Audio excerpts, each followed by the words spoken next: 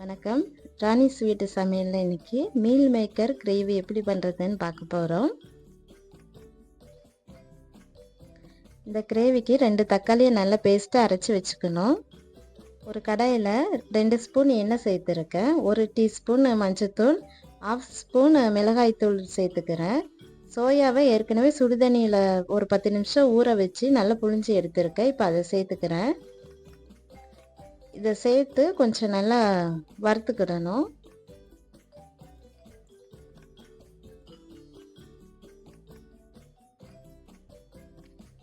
இதோட உப்பு சேர்த்துக்கிறேன்.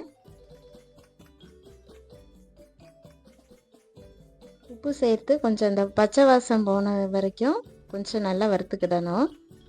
இப்போ இந்த மாதிரி வறுத்ததுக்கப்புறம் இது தனியாக ஒரு பிளேட்டில் எடுத்து வச்சுக்கலாம். ஒரு கடாயில் 3 டேபிள் ஸ்பூன் எண்ணெய் சேர்த்துருக்கேன். இது கூடவே சீரகம், பெருஞ்சீரகம், பட்டை, கிராம்பு, பிரியாணி இலை எல்லாம் சேர்த்து நல்லா பொரியட்டும். பொடியாக கட் பண்ணி வச்சுருக்கிற பெரிய வெங்காயம் சேர்த்துக்கிறேன்.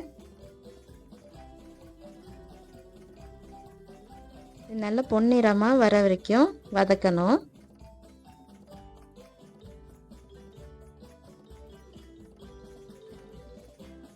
கருவேப்பிலை சேர்த்துக்கிறேன். இது 3 பெரிய வெங்காயம் சேர்த்துருக்கேன்.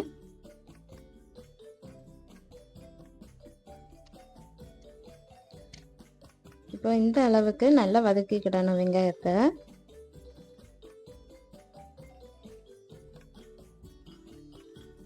வெங்காயம் நல்லா வதங்கினதுக்கு அப்புறம் 1 ஸ்பூன் இஞ்சி பூண்டு பேஸ்ட்டு சேர்த்து பச்சை வாசம் போகிற வரைக்கும் வதக்கிக்கோங்க.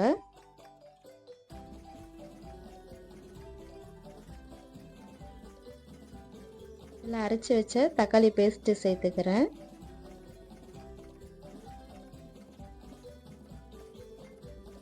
தக்காளி பேஸ்ட்டு சேர்த்து நல்லா பச்சை வாசம் போகிற வரைக்கும் வதக்கிக்கிடணும்.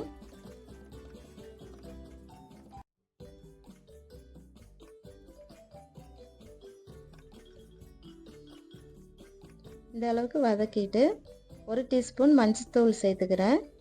1 ஸ்பூன் மல்லித்தூள், 2 ஸ்பூன் மிளகாய்த்தூள், கரம் மசாலா 1 ஸ்பூன், தேவையான அளவு உப்பு சேர்த்துருக்கேன். இது நல்லா வதக்கிக்கிடணும்.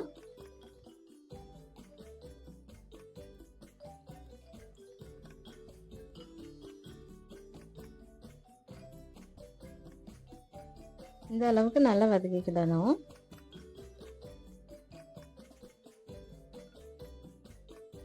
இது கூடவே இப்போ ஒரு 1/4 கப் தயிர் சேர்த்துக்கிறேன்.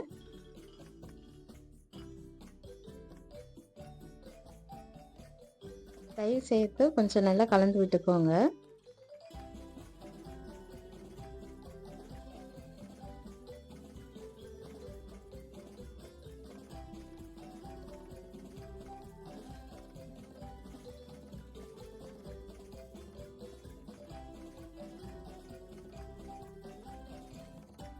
இல்லை வறுத்து வச்ச சோயா சேர்த்துக்கிறேன். சோயா சேர்த்து நல்லா கலந்து விட்டுக்கோங்க.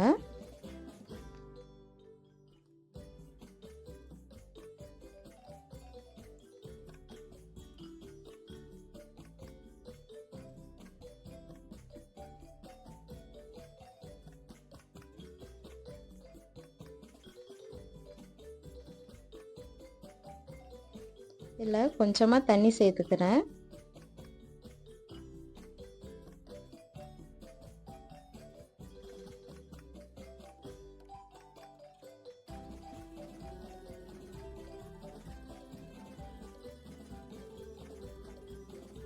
இதை ஒரு மூடி போட்டு மூடி வச்சுருங்க.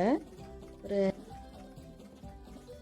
20 நிமிஷம் வேகட்டும். அடிக்கடி மூடி திறந்து செக் பண்ணி பார்த்துக்கோங்க. இப்போ சோயா வெந்திருக்கு.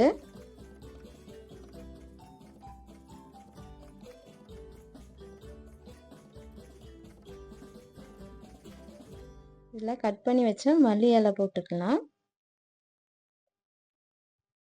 வீடியோ பிடிச்சிருந்தா லைக் பண்ணுங்கள், கமெண்ட் பண்ணுங்கள், சப்ஸ்கிரைப் பண்ணுங்கள்.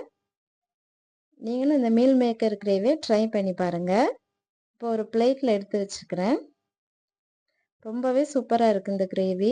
சப்பாத்தி, ரசம் சாதத்துக்கெலாம் ரொம்பவே நல்லாயிருக்கும். ட்ரை பண்ணி பார்த்துட்டு சொல்லுங்கள். தேங்க்யூ.